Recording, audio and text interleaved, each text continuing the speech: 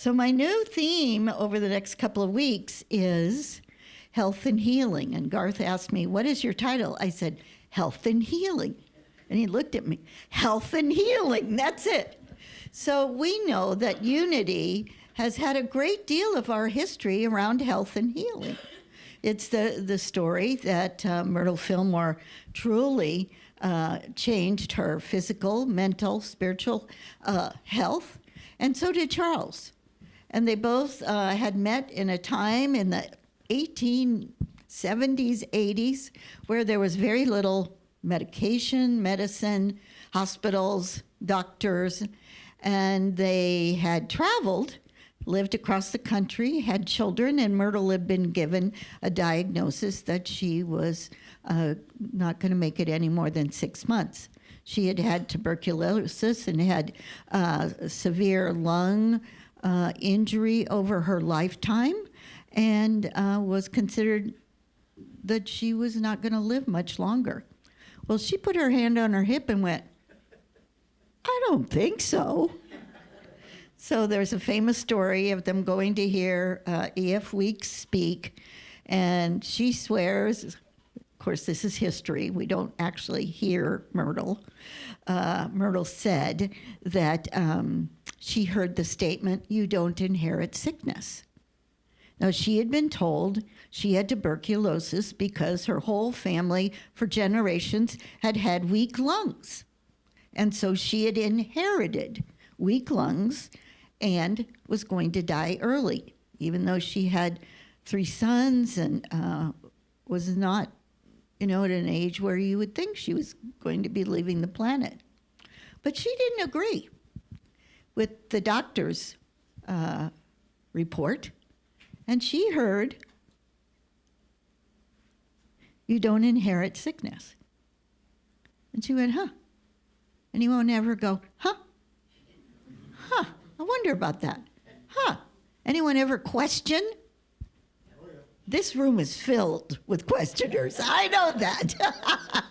I know that about Unity folks. So she decided to do something about it. Now, how many of us are told something and we just ponder it and think about it and we don't really take action? So what she actually did was she began to change her life. And she said, the first thing I did was think differently. Now, how many of us are willing to think differently? No one raised their hand. Oh, 3, 4, 5. So change comes by thinking differently. First step, about everything. So today, when we're talking about health and healing, I'm talking about physical health, mental health, emotional health, and spiritual health. Now, I didn't use the phrase that most people use in our day and age, body, mind, and spirit, because that leaves out the emotional component. And the emotional component is often where we trip up. Yeah.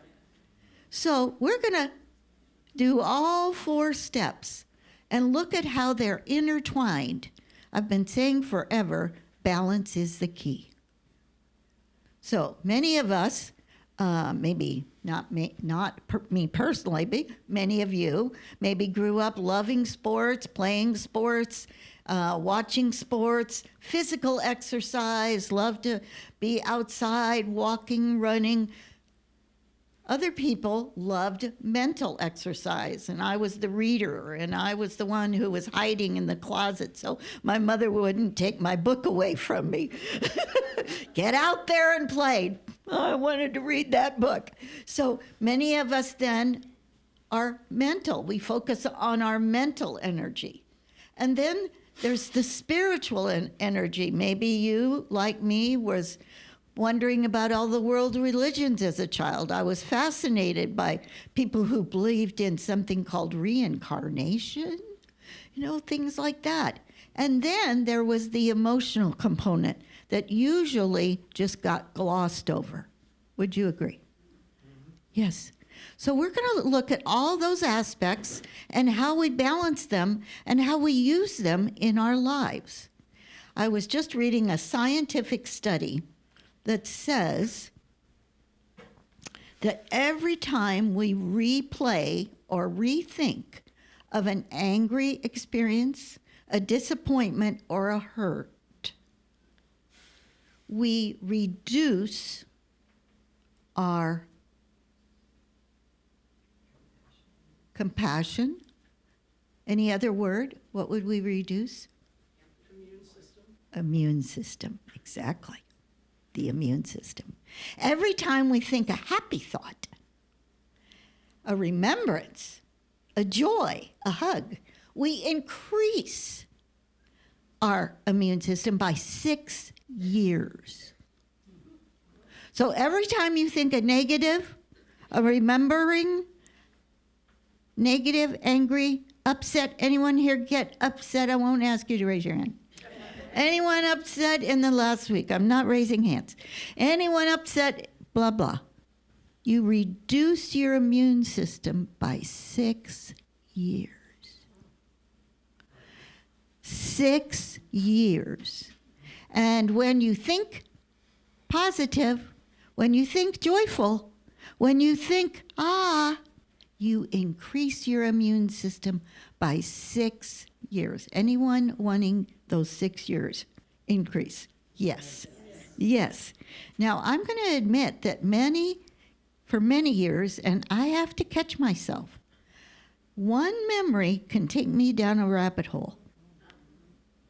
One thought of my father yelling, or my mother crying, or my first husband, blah, blah, blah. Now remember, this was 40 years ago. The minute I start to replay, anytime I start to replay, I can feel, and here's the word we've been using recently, vulnerable. I feel vulnerable, and usually when we feel vulnerable, we feel out of control, and then there we go. And then there we go. So what is it that we can make the circle and come back into the present moment? That's what we're talking about. We all make that dip. We all replay. But do we live there? Do we live in the past? Do we live in upset, whether it happened last week or yesterday? Or are we current and co-creating positive experiences? Co-creating positive experiences.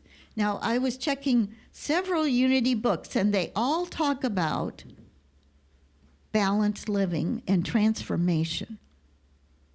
They talk about that balance of the physical, the mental, the spiritual, and the emotional. And yet somehow we often leave at least one of those out. Yes? Now, what is it that gets us hooked? This is my word. What gets me hooked by replaying negatives? Now, I have watched myself do that. Anyone else do that? Yes. And I can get just as upset. Whew! And that is hard to break, isn't it? That is hard to make that turnaround unless you stop it in the beginning. When we replay the past, why didn't I? Why did they? Why? Blah, blah, blah. It's history. It's history. And if we're living in the moment, we have a much better opportunity to be balanced. We have a much better opportunity to see from a viewpoint that is positive. So I just wanted to read you just a couple of things from Linda Martell-Witzett's book on discovering your divinity. Okay. Healing the creative process and fulfillment of prayer.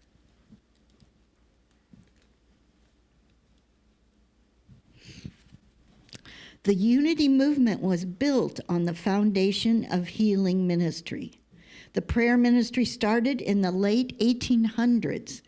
It was often referred to as a healing ministry.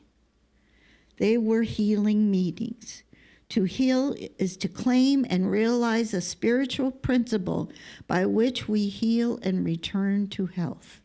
The meaning of health, usually defined as freedom from illness or injury, is also our prosperity, is also our feelings, is also so many things.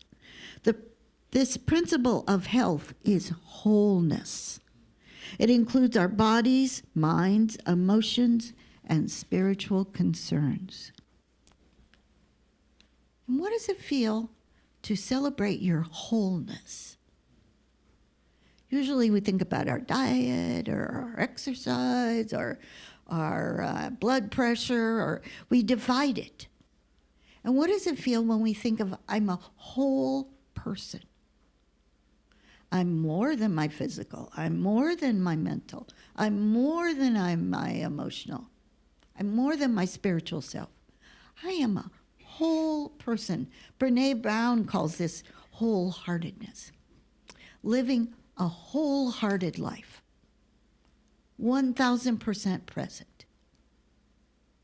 Am I living a wholehearted life? Are you living a wholehearted life? Ooh. Would you like to live a wholehearted life? I would. And how do I bring that together? We all have a roadmap inside of us. It's right there. We just don't listen. We have a roadmap right here. Now, we all come up against things we didn't know were going to happen in my life. Life takes a right turn, takes a left turn, takes a dive, takes an up, and we're paralyzed, perhaps. But we go within. Myrtle Fillmore also, remember, changed her thinking. She also changed her diet. She also changed her thought pattern. She also visualized. I've told this story so many times. She went to the library. Now, I don't know about the libraries in 1890. That might have been fascinating. But she found medicine books, and she actually looked at healthy lungs. And she pictured healthy lungs in her body every day. She held that picture. Now, she also loved nature. I may have told this story about someone came back recently from Unity Village where they were telling Myrtle stories, Mama Myrtle. And Mama Myrtle would sit up in a tree, now this is 1890s, with her son playing the guitar, meditating. That was our Mama Myrtle. She was from the 60s. She just didn't know it. 1860s, right? So, I mean, she was so unusual, so unique. And so is everyone sitting here. We're so unusual. We're so unique. And we're so incredible. And we often get off track. We often get off track. We forget or go to sleep, or we could use many terms about vulnerability, about being in charge of our thoughts, being a co-creator of my life. Anyone ever be mad at God? It was his fault. I always said hers. It's always her fault. You didn't laugh.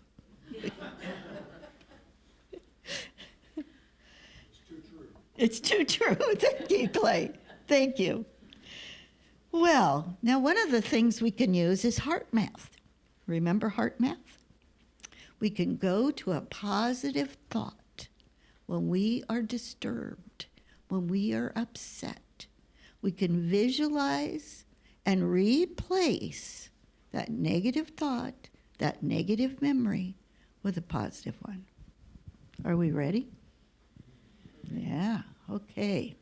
If you have anything in your lap, set it down.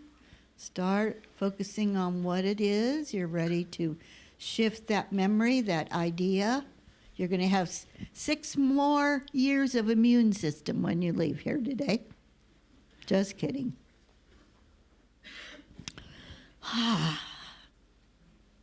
Shrug those shoulders. Ooh, mine's cracked. Wiggle your arms. Ooh, move around in the chair. Just relax. And think of a moment that you're still carrying that was hurtful, that was hard, painful. Whatever it is, no one else is peeking in. We don't know what it is. Coming from the past. And we're going to transform that. We're going to change that energy and move it to a positive one. And this is all the divine in you working. The divine working in you. Your divine energy. So I invite you to think of that moment when you felt hurt, when you felt left out, when you were angry, and you felt out of control. When you feel out of control, feel that feeling. Ooh, it's big, big, big. Now breathe in, breathe in. Think of a moment when you felt so much love. You were surrounded in love. You were sharing love. You were giving love. And you were receiving it. And it was a moment you'll never forget. It was so sweet, so priceless. It's so important in your life. And so we let go of that old picture. That's gone. That is G-O-N, gone. And we honor the love. We honor the joy. Whatever it is, we claim it. This is who I am. This is who I am.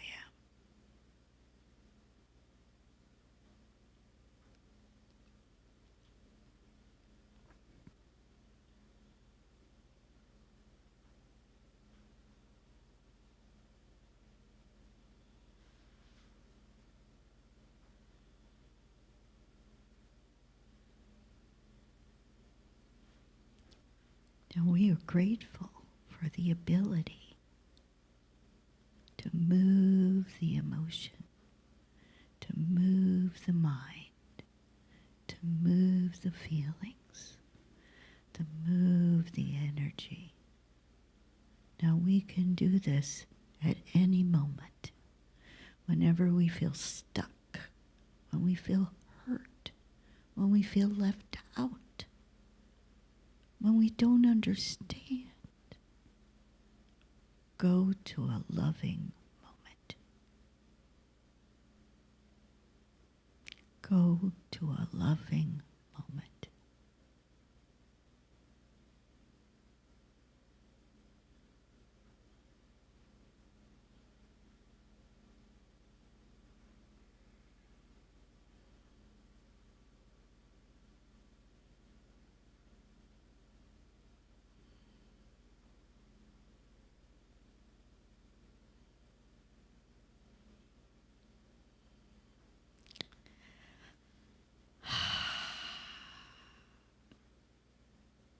When you're ready, open your eyes.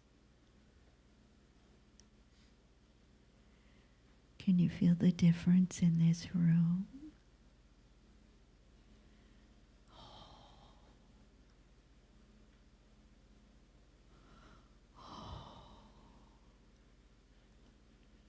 We have this at our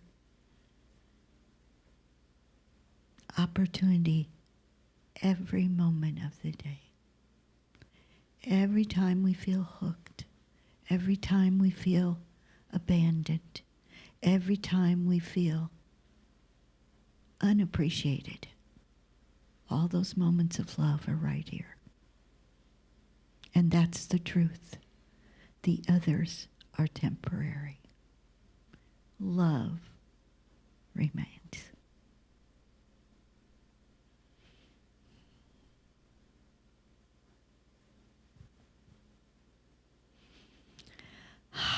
Thank you so much for your willingness.